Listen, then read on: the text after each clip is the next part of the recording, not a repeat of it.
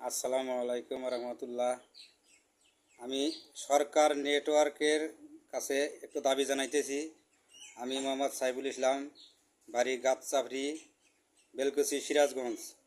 ভাই, আপনারা যে পরিমাণ ডিস্টার্ব করে ওয়াইফাই চালান, এই পরিমাণ ডিস্টার্ব করে ওয়াইফাই চালাইলে আমরা কেউ অনলাইনে কাজ করতে পারবো না। তবে আপনাদের কাছে অনুরোধ, আপনারা এই ওয়াইফাইটা ঠিক করেন।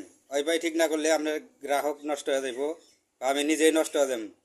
কারণ মাসে 500 টাকা আপনাদের দিয়া ওই ওয়াইফাই ডিস্টার্ব করা, এই ধরনের ব্যবহারগুলা বন্ধ করেন, আপনারা ওয়াইফাইগুলো ঠিক করেন।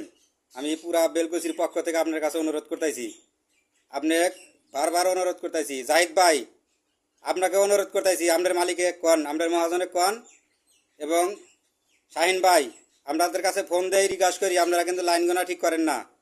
বাধ্য হয়েছি কিন্তু ভিডিও বানাবেন নিকা।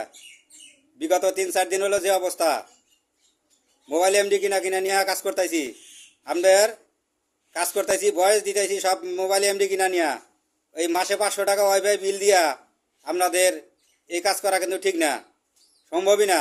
আপনারা দ্রুত জিনিসগুলো ঠিক করেন। ধন্যবাদ।